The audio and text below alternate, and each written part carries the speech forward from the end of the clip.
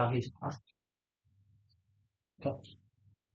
Form है, ठीक है।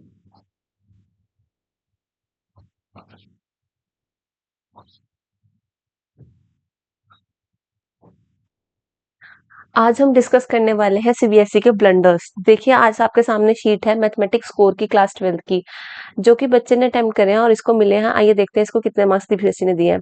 तो इसको टोटल मिले हैं 30 मार्क्स। 30 मार्क्स इस स्टूडेंट को टोटल मिले हैं। एंड अब हम इसके मिस्टेक्स ढूंढते हैं जो कि एग्जामिनर ने कॉपी में गलत चेक कर रखा है।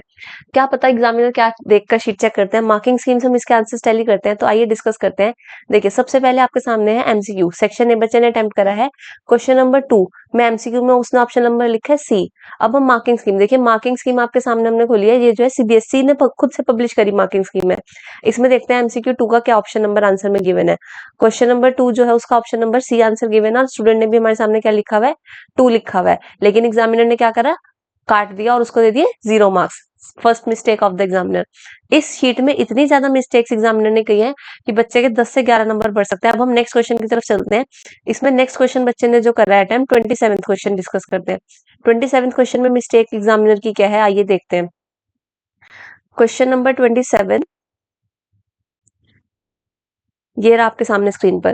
कितने मार्क्स मिले हुए एग्जामिनर के थ्रू इसको, हाफ मार्क्स। बच्चे ने क्वेश्चन अटेम्प्ट करा है। क्वेश्चन क्या था, फाइंड द पर्टिकुलर सॉल्यूशन। आइए मार्किंग स्कीम में देखते हैं हमारे पास क्वेश्चन क्या था। क्वेश्चन था हमारे पास find the particular solution of the differential equation, और हमारे पास एक डिफरेंशियल इक्वेशन गिवन है, हमें उसका पर्टिकुलर सॉल्यूशन फाइंड करना था। ये रहा क्वेश्चन 27 आपके सामने स्क्रीन पर। dy by dx is equals to y cot 2x given that y is equals to pi by 4 by 2। But examiner क्या है कि जो मार्किंग स्कीम में गिवन है, अगर वही सॉल्यूशन हमें आंसर शीट में मिलेगा तो हम चेक करेंगे, अदरवाइज काट देंगे। उससे मैच नहीं हुआ मार्किंग स्कीम से तो आंसर काट दिया। क्या एक्सपीरियंस इवेल्युएटर का यही काम होता है? क्या जो सीबीएसई में चेकिंग करने लोग जाते हैं उनका यही काम होता है कि बस एज इट इज टिपा टिपाया चेक करेंगे, जो उसके अलावा उन्हें कुछ भी दिखेगा तो वो सब काट देंगे?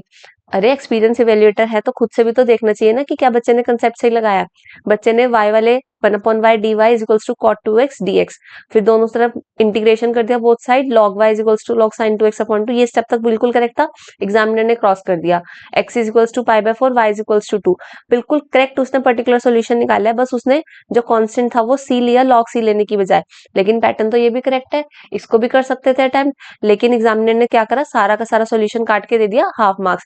जबकि ये क्वेश्चन कितना था, 3 मार्क्स का क्वेश्चन, तो इसमें मिलने चाहिए थे 3 मार्क्स, और जबकि एग्जामिनर ने दिए हैं सिर्फ इसको हाफ मार्क्स। नेक्स्ट क्वेश्चन देखते हैं। क्वेश्चन नंबर 32 क्या है हमारे पास इस पेपर में। क्वेश्चन नंबर 32 में भी एग्जामिनर ने मिस्टेक कर रखी है। क्या था क्वेश्चन नंबर 32 में पूछा गया कि let a is equals to r minus 5 and b is equals to r minus 1. Consider the function f such that a to be defined by fx is equals to x minus 3 upon x minus 5. इस function को हमें 1 1 and 1 2 show करना था।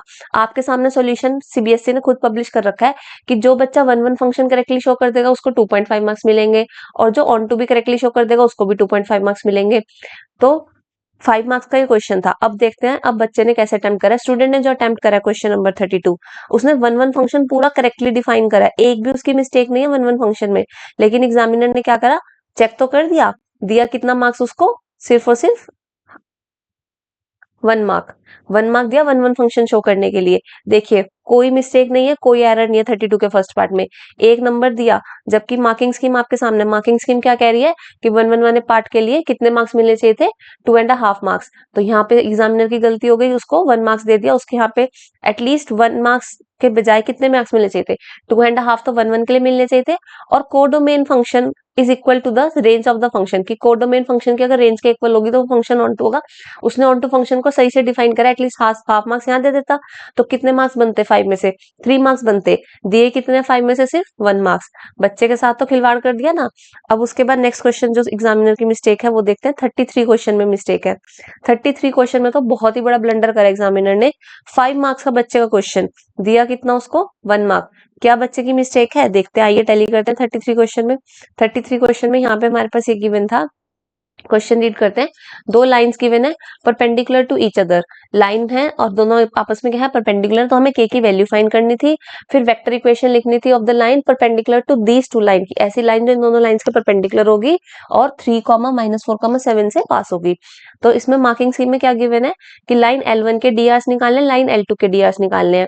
-3 2 के and 2, check करते हैं क्या बच्चे ने -3 2 के एंड 2 सही लिखे हैं, -3 2 के एंड 2 हाफ मार्क हो गया फर्स्ट वाली लाइन के डीआर्स के लिए। सेकंड वाली लाइन के डीआर्स लिखे हुए हैं मार्किंग स्कीम में 3 के 1 एंड -7 हाफ मार्क उसके लिए, तो सेकंड वाली लाइन के भी लिखे हैं 3 के 1 एंड -7, लेकिन इसका हाफ मार्क एग्जामिनर ने बच्चे को दिया ही नहीं। फिर उसके बाद यहाँ पे था कि लाइन L1 और L2 परपेंडिकुलर है, तो जो इनके डीआर्स का प्रोडक्ट होगा वो किसके इक्वल रखना है, 0 के इक्वल, तो के की वैल्यू कितनी आ जाएगी -2, इसके लिए 1 मार्क हो गया। तो यहाँ पे स्टूडेंट ने क्या करा है, दोनों का A1 A2 B1 B2 C1 C2 दोनों का डॉट प्रोडक्ट क्या रखा, 0 के equal, because they are perpendicular, reason भी बकायदा मेंशन करा है। तो के की वैल्यू -2 आ गई। तो इसमें मार्किंग स्कीम में कितना मार्क्स दे रखा था, मार्किंग स्कीम में लिखा था कि इस स्टेप का मिलेगा 1 मार्क, लेकिन दिया कितना, सिर्फ हाफ मार्क्स, जबकि कोई एरर नहीं है, रीजन भी मेंशन है, फिर भी काट लिया। अब vector equation of a line, किसी भी लाइन की इक्वेशन क्या होती है, r vector is equals to a vector plus lambda b vector. तो हमारे पास ए वेक्टर तो हो जाएगा 3i - 4j + 7k, क्योंकि वो लाइन किससे पास हो रही है, 3, -4, 7 से पास हो रही है। और बी वेक्टर फाइंड करना पड़ेगा मार्किंग स्कीम में, देखते हैं कैसे इन्होंने इक्वेशन फाइंड करी, कि इक्वेशन जो इसमें B1 जो दोनों के डीआर थे उनका यहाँ पे क्रॉस प्रोडक्ट निकाला, लाइन L1 और L2 के परपेंडिकुलर थी ना, तो बी वेक्टर वैसे निकलेगा। तो स्टूडेंट ने बी वेक्टर निकाला है, यहाँ पे नेक्स्ट जो शीट आएगी उस पे स्टूडेंट ने बी वेक्टर की वैल्यू फाइंड कर रखी है। ये रहा हमारे पास IJK एंड फिर -3 -4 2 एंड -6 1 एंड -7, बिल्कुल करेक्ट आ रहा है हमारे पास बी वेक्टर 26i -33 के -27 के। देखिए मार्किंग स्कीम से टैली कर लीजिए, 26i -33 -27, यही की same as it is student का आ रहा है बी वेक्टर, और यही मार्किंग स्कीम में आ रहा है। तो वेक्टर इक्वेशन ऑफ हमारे पास लाइन क्या बन जाएगी, 3i -4j + 7k and lambda 26i -33j -27 के। सेम सॉल्यूशन हमारे पास मार्किंग स्कीम में है और सेम सॉल्यूशन किस में है, स्टूडेंट के आंसर शीट में। 5 मार्क का क्वेश्चन मार्किंग स्कीम के अकॉर्डिंग बिल्कुल करेक्ट है। एग्जामिनर ने कितना मार्क दिया है, ओनली 1 मार्क। 4 मार्क यहाँ पे उसके बिना किसी रीजन को मेंशन करे डिडक्ट कर लिए गए और उसका सॉल्यूशन जो था वो काट दिया गया। कितनी नाइंसाफी स्टूडेंट के साथ हुई है। उसके बाद नेक्स्ट क्वेश्चन पर चलते हैं, question number 36। 36 case based question है, स्टूडेंट को मार्क्स मिले हुए 2। केस बेस्ड क्वेश्चन कितने मार्क्स का था, 4 मार्क्स का। देखते हैं कहाँ स्टूडेंट की एरर है जो उसके 2 मार्क्स डिडक्ट करे गए हैं, या नहीं एरर है, बिन वजह ही मार्क्स डिडक्ट करेंगे। चेक करते हैं, टैली करते हैं मार्किंग स्कीम से।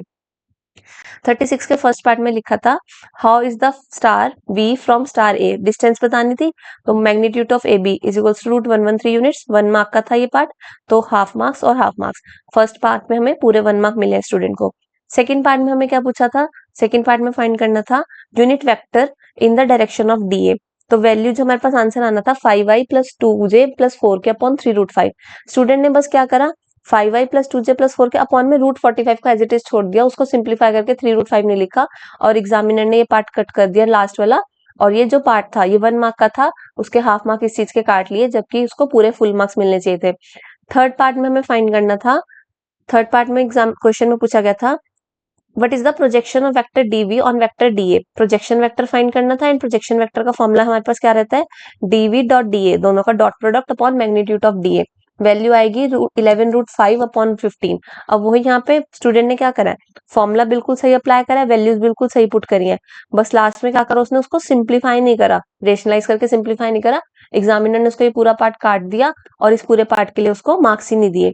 ये जो थर्ड पार्ट था केस स्टडी का, ये कैरी कर रहा था 2 मार्क्स, एग्जामिनर ने सिर्फ कितना मार्क्स दिया, 1 मार्क, उसका 1.5 मार्क यहाँ पे डिडक्ट कर लिया।